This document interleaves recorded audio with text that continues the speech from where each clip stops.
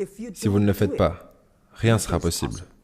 Si vous essayez, au moins vous aurez un espoir. Vous avez été nombreux à nous demander une vidéo sur Jack Ma, qui est le fondateur d'Alibaba. Il a la deuxième plus grosse fortune de Chine et fait partie des 20 personnes les plus riches au monde. Dans cette vidéo, vous allez voir que lui aussi a connu la rejection.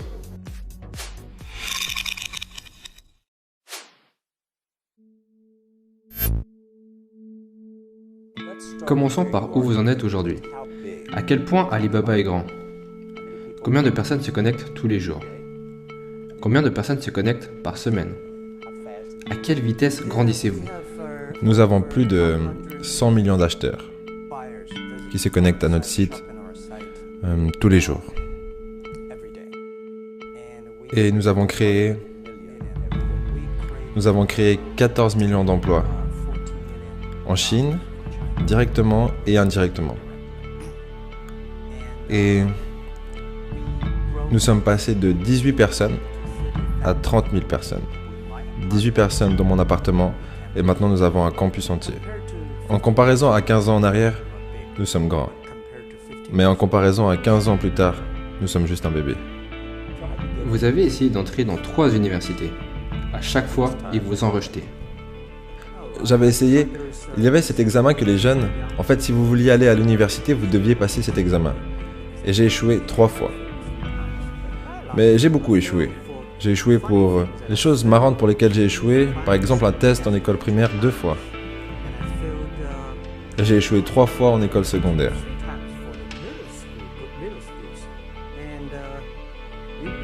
Vous ne pourriez même pas y croire. À Hangzhou, dans ma ville, il n'y avait qu'une seule école secondaire, qui ne durait qu'une année. Donc on n'avait qu'une seule chance de passer de l'école primaire à l'école secondaire. Et du coup, aucune école secondaire voulait nous accepter parce qu'on était trop mauvais.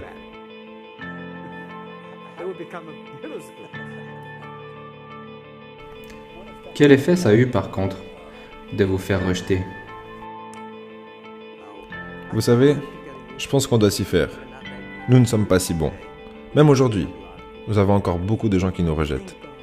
Je pense que quand j'ai été diplômé de l'université, mais même avant ça, pendant 3 ans, j'ai essayé d'entrer à l'université. Et j'ai également postulé pour des jobs. J'ai été rejeté une 30aine de fois. Je suis allé à la police, ils m'ont dit non, tu n'es pas assez bon. Je suis même allé chez KFC. Quand KFC est arrivé en Chine, dans ma ville, 24 personnes sont venues pour un job. 23 personnes ont été acceptées. J'étais le seul refusé. Et la même chose à la police. Sur les 5 personnes qui sont présentées, 4 personnes ont été acceptées. Et j'étais le seul gars qui n'a pas été reçu. Donc, pour moi, être mis à l'écart et rejeté... Oh, et à part ça, est-ce que je vous ai dit que j'ai postulé pour Harvard? J'ai été rejeté 10 fois. Pourquoi est-ce qu'on a autant peur de la rejection? Généralement, on n'ose pas se lancer, que ce soit avec notre projet ou simplement pour aborder une conversation, parce qu'on a peur d'être rejeté. Mais ce qui nous fait vraiment peur dans le fond, c'est plus l'image que ça nous donnera de nous-mêmes. Parce qu'en fait, on prend cette rejection personnellement. Il faut savoir qu'une rejection n'est jamais personnelle. C'est toujours un retour neutre du monde qui vous entoure. Et c'est à vous d'interpréter ce retour d'une façon pragmatique et de ne pas intégrer ce retour, d'associer ce retour à votre personne. Vous êtes la seule personne qui pouvait vous définir. Donc l'image que vous avez de vous-même doit être imperméable à la rejection. Par contre, la rejection est super utile lorsque vous voulez vous améliorer, améliorer vos compétences, votre approche. Et en fin de compte, une rejection vous informe que votre approche n'était pas la bonne, que vos compétences ne sont pas suffisantes ou simplement que la personne qui vous rejette a une vision limitée et ne peut pas vous donner un retour concret. Et du coup, gardez à l'esprit qu'une rejection, c'est positif parce que c'est un retour du monde qui vous entoure et vous en avez besoin, mais elle ne définira jamais et en aucun cas votre personne. Mon ami avait ouvert un petit business qui était environ 10% plus grand que cette pièce. Et il y avait beaucoup d'ordinateurs. Et il m'a dit, ça c'est Internet. Et je lui ai demandé, c'est quoi Internet? Puis il m'a dit, cherche ce que tu veux. À cette époque, ils utilisaient le navigateur Mosaïque, c'était très lent. Et j'ai dit, je ne préfère pas l'utiliser, car les ordinateurs étaient tellement chers en Chine que si je le foutais en l'air, je n'aurais pas pu rembourser. Et il m'a dit, fais juste une recherche. Donc j'ai fait une recherche avec le mot bière. Je sais pas pourquoi, sûrement parce que c'était facile à écrire. Et j'ai vu des bières allemandes, des bières américaines, des bières japonaises, mais il n'y avait pas de bière chinoise. Et je me suis dit, ok, rajoute le mot Chine. Zéro résultat, rien. 1995, et aucune information concernant la Chine.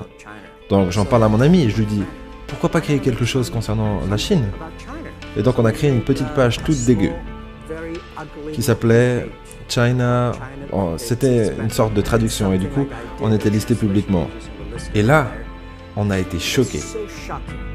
On avait lancé le site à 9h40 le matin. Et à 12h30, je reçois un appel de mon ami. Et il me dit, Jack, tu as reçu 5 emails. Et je lui dis, c'est quoi un email? Mais vraiment, c'était le truc. Les gens étaient tellement enthousiastes. Ils me demandaient, mais où es-tu? C'est la première fois que je vois un site chinois comme ça. Est-ce qu'on pourrait faire quelque chose ensemble? Et là, je me suis dit, c'est quelque chose d'intéressant. On devrait le faire. Vous êtes nombreux à me demander quelle est la bonne idée business. Et là, on vient de voir l'idée business de Jack Ma. Et c'était pas vraiment une idée business en premier lieu, c'était juste une réalisation. Il y avait un trou sur le marché et du coup, Jack Ma voulait positionner son offre. Et c'est ça une bonne idée business. C'est pas une idée qui vous permettra de trouver un raccourci pour atterrir sur une île déserte et ne plus avoir rien à faire jusqu'à la fin de votre vie. C'est pas ça. Une idée business, c'est vraiment être attentif à ce qui se passe sur le marché, que ce soit derrière votre ordinateur ou simplement dans un bar. Vous écoutez les gens qui parlent et ils parlent de leurs problèmes. Et si vous pouvez apporter une solution à ce problème, eh ben vous avez une idée business. Et qu'est-ce qu'il vous faut pour exécuter sur cette idée business? Des compétences. S'il vous manque des compétences, maintenant vous savez quelles compétences il vous manque. Et du coup, vous pouvez travailler sur ces compétences ou simplement trouver des associés. Et c'est aussi simple que ça. Après, bien sûr, à mettre en place, ça ne sera pas si simple parce qu'il y a de la compétition, il y a plein d'éléments qui rentrent en jeu, mais c'est comme ça que ça commence. Durant les 3 premières années, Alibaba était juste une sorte de e-commerce des informations. Quels produits avez-vous? Qu'est-ce que moi j'ai? On parle beaucoup, mais on ne fait pas de business. Il n'y avait aucune possibilité de paiement. Et j'ai donc contacté les banques, mais aucune banque voulait le faire. Ils disaient, ah non, ce truc ne fonctionnera jamais. Donc, je ne savais pas quoi faire. Car si je mettais en place un système de paiement, c'était contraire aux lois financières. Parce qu'il est nécessaire d'avoir une licence. Mais si je ne le faisais pas, notre e-commerce allait droit dans le mur. Alors je suis allé assister à un séminaire sur le leadership. Le leadership, c'est prendre des responsabilités.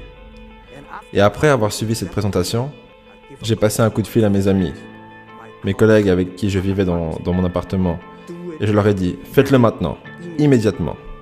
Si ça se passe mal, que le gouvernement n'est pas content, si quelqu'un doit aller en prison, Jack Ma ira en prison. Parce que c'est tellement important pour la Chine et pour le monde de créer un système fiable.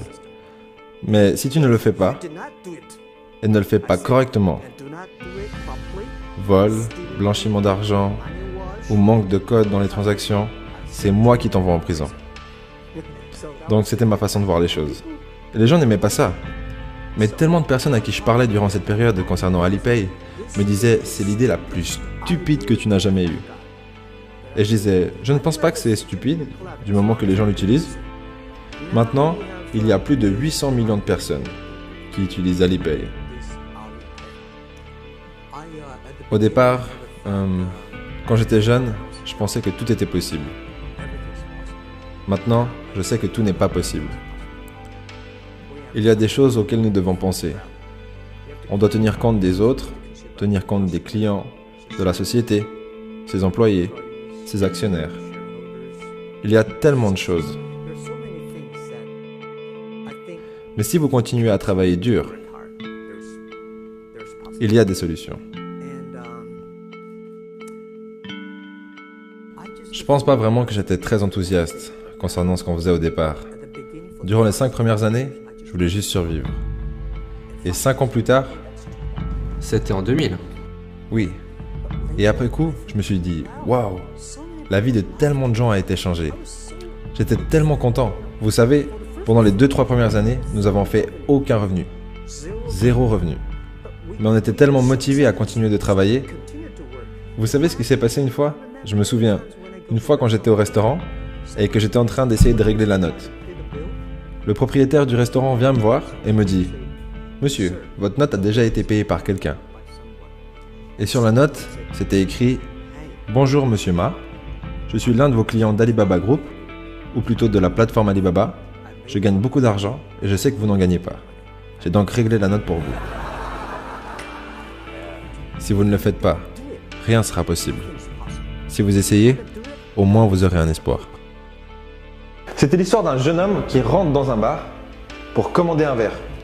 Du coup, il rentre dans le bar, il commande un verre, et à sa droite, il y a un groupe de personnes. Et dans le groupe de personnes, il entend un mec qui dit « Ah merde mec, j'ai le cul qui gratte ». Et c'est comme ça que l'idée du gratte-cul est apparue. Le gratte-cul. Qui a été recommercialisé en tant que fourchette. Donc de nos jours, on mange avec ça. Enfin bref, ok, oui, je sais. La blague était pourrie, mais j'espère qu'elle vous aidera à mémoriser ce concept de problème-solution. La solution est un business en soi. Et du coup, être attentif à ce qui se passe sur le marché, c'est la règle numéro 1. La règle numéro 2, c'est d'être prêt à affronter les rejections. « Ah mais un gratte-cul, quelle idée de merde !» Du coup, ça sera ce qui suit. Et soyez prêt à affronter cette rejection, pas émotionnellement, mais d'une façon pertinente. Est-ce que cette idée est vraiment une idée de merde ou est-ce que les gens finiront par l'utiliser? Si les gens finiront par l'utiliser, d'une façon ou d'une autre, c'est que c'est peut-être une bonne idée. Voilà, merci à vous. Si la vidéo vous a plu, des likes, c'est jamais en trop. Un commentaire, ça nous fera également plaisir. Et je vous laisse sans plus attendre découvrir le prochain épisode. Mais juste avant ça, dans la description, il y a un livre qui s'appelle Motivation, kit de survie. Tuer le confort, votre vie en dépend et il est gratuit. Peu importe ce que vous cherchez, vous le trouverez. Donc si vous voulez changer votre vie, vous devez changer votre physiologie et votre attention.